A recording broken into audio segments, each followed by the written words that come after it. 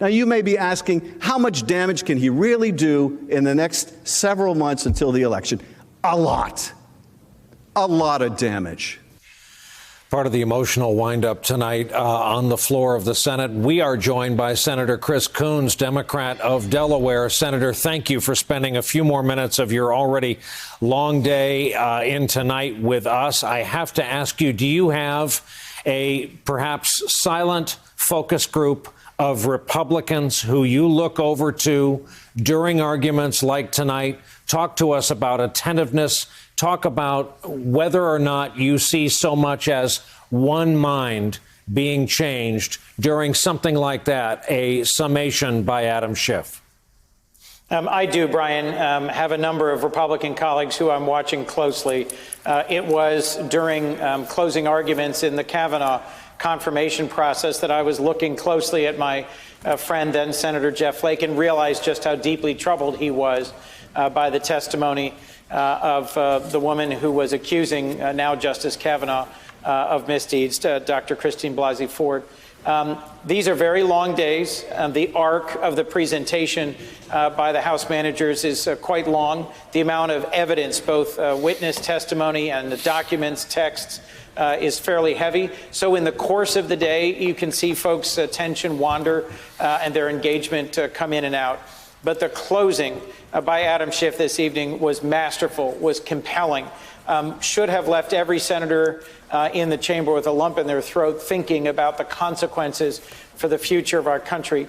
The sweep and scope of the scheme that's been laid out, the corrupt scheme carried out by President Trump through his direction to shake down Ukraine, a vulnerable ally, and to withhold both a meeting in the White House that they badly wanted and needed, and $391 million in military aid as they continue to face attacks from Russian-backed separatists.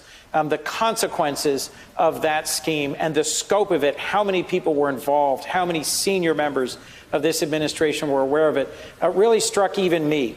Look, frankly, senators, during the time that the House Intelligence Committee and the House Judiciary Committee were doing their hearings, senators had hearings, they had other meetings, they had committee markups. So I doubt that any of us really paid undivided attention to the House's handiwork. We got to see it yesterday and today, very well laid out with great detail. And they were able to weave a story that is very compelling. So I think the president's advocates have their work cut out for them. If President Trump really hopes to be exonerated, they're going to have to allow some additional witnesses and some additional testimony and documents, because simply arguing that the Constitution doesn't allow us to impeach someone for the sort of abuse of power that's been argued here, I don't think holds water, and I don't think will persuade the average American. I'm glad you used those two words, deeply troubled. We saw what deeply troubled looked like during the Kavanaugh hearing, where your friend from Arizona got from deeply troubled to a yes vote. Your colleague from Maine, Susan Collins, on the other side, is deeply troubled all the time. That's what right. Evidence do we have that we've moved anyone off the dime 53-47? There's no concrete evidence yet, Brian, and one of the concerns I've got is that members of the Republican majority who can no longer say, oh, there's nothing here, the House did a shoddy job, there's no evidence that we should worry about. A number of them were saying yesterday, oh, this is boring, it's repetitious, we've heard all of this before. After today's arguments, they were mostly saying, well, if we had additional witnesses, it might get tied up for months in the courts. It is entirely possible that folks, for example, who are no longer serving in the administration would not be able to assert executive privilege as broadly as is being suggested to Republicans. It's entirely possible that folks who never worked in the executive branch but are central to this inquiry and would have important things to say could be called, and executive privilege wouldn't cover them.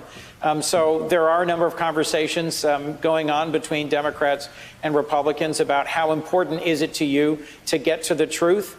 And as Adam Schiff said in his closing tonight, actually, aren't you concerned not just about the damage that President Trump can continue to do in the remainder of this year before the election, but about what it says to history, to future presidents, and to the world if, as a body, the Senate, the Republican majority of the Senate, collectively shrugs and says he may have done something wrong, but it's not that big a deal. Let me close on this one. If the vote for witnesses was secret ballot, what would the tally be? I think it'd be 70-30.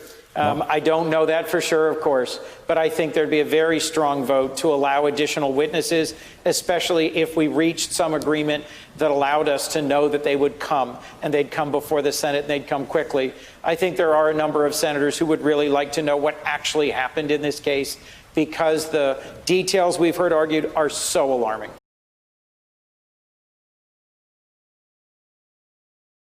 Hey there, I'm Chris Hayes from MSNBC. Thanks for watching MSNBC on YouTube. If you want to keep up to date with the videos we're putting out, you can click subscribe just below me or click over on this list to see lots of other great videos.